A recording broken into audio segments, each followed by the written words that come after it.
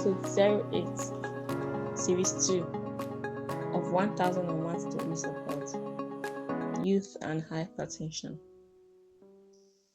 After sitting in the same position for a short while, the woman shifted her arms slightly. It was the third time she had moved on the chair. The blood pressure curve still wrapped snugly around her upper arm. Immediately, the nurse cautioned her. "You have to sit still for the blood pressure reading to be accurate," the nurse said firmly, addressing her as Mrs. Phillips. Outside the blood pressure room, two young ladies waiting by the doorway had noticed the woman's repeated movements.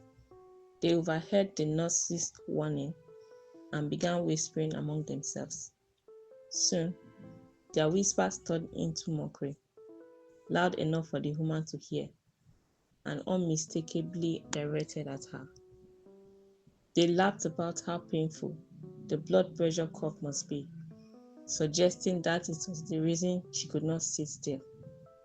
The nurse ignored them and continued her work, but the woman heard every word. Feeling uncomfortable and deeply unhappy, she sat quietly, forcing herself to remain still as she tried to ignore them. Once the reading was complete, the nurse recorded the result and turned to Mrs. Phillips. 139/99 millimeters of mercury, she said calmly. That is mild hypertension. Concerned, Mrs. Phillips asked what it meant. Before the nurse could respond, the two young ladies interrupted. "It means you are old," one of them said mockingly. "Your blood pressure is reminding you that you don't have much time left." The other added with a laugh.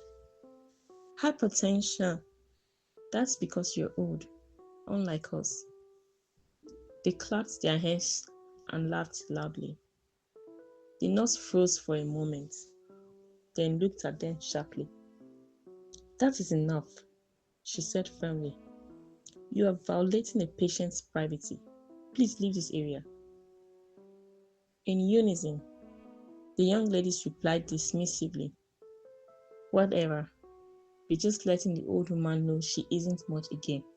Her health has reminded her." They reluctantly began to walk away. Mrs. Phillips remained silent, her expression composed but wounded. Just as the two ladies were leaving, the nurse called them back. They returned quickly, surprised. "Are you both here to check your blood pressure?" the nurse asked. They replied that they only wanted health information, not a blood pressure check. One of them added arrogantly, "We are 25, not some old 40 or 50-year-old. The nurse glanced at Mrs. Phillips, who had quietly stood up to leave without responding. She immediately asked her to sit back down. "I am not done with you yet, Mrs. Phillips," she said gently. Turning back to the two young ladies, the nurse invited them into the room and offered them chairs. They objected, insisting the woman should leave for privacy. The nurse explained that Mrs. Phillips would leave shortly, but before addressing their concerns, she would first need to check their blood pressure. The young ladies protested, saying it was unnecessary because they were young. The nurse smiled slightly and said, "From childhood through old age, it is important to know your blood pressure," she explained. "Hypertension is not just for older people. Children and young people can get it too, often because of genetics, gender, lifestyle habits like diet and exercise, or certain health conditions." The two ladies exchanged uncertain looks and finally agreed. Bet this is a waste of time, one of them said boastfully. I'm in perfect health. I'm young, and my organs are functioning perfectly. The nurse checked the first lady's blood pressure. Your reading is optimal, she said, removing the cuff. You're fine. She then placed the cuff on the second young lady's arm.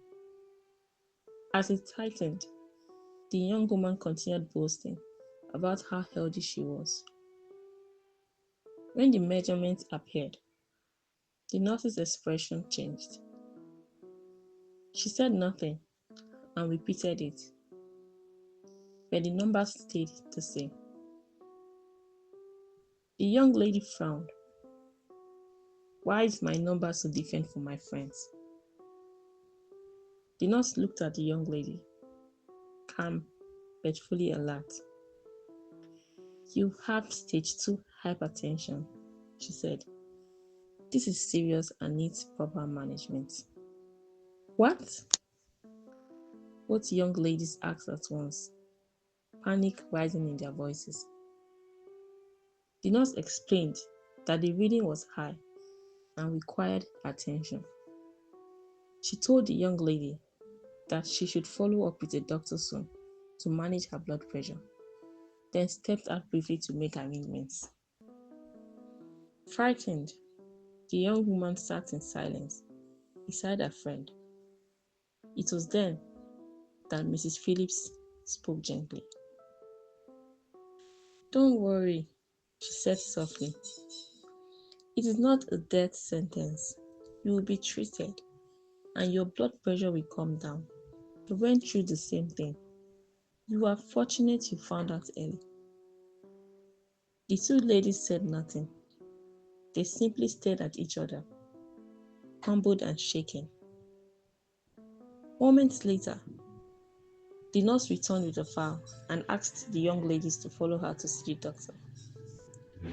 As they got ready to leave, she turned to Mrs. Phillips. You can go now, she said kindly. You will be completely fine as long as you follow the doctor's instructions. Mrs. Phillips stood, nodded, and walked toward the door. Halfway out, she paused and turned back. I was just telling her that high blood pressure is not a death sentence, Mrs. Phillips said, referring to the young lady with stage 2 hypertension. She added, I told her that with treatment, she will be fine. Oh yes, the nurse agreed. Thankfully, she came to the hospital before it became a crisis. The nurse continued. This is why it is important to check your blood pressure regularly. As I mentioned earlier, hypertension does not only affect older people. Young people can be affected too. She said this to the young ladies, who remained silent, still surprised.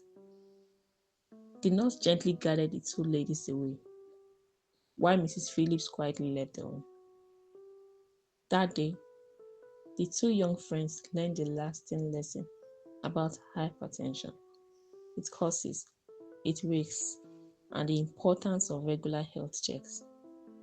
They realized that youth is not a guarantee of good health, and that awareness is essential to living a long and healthy life.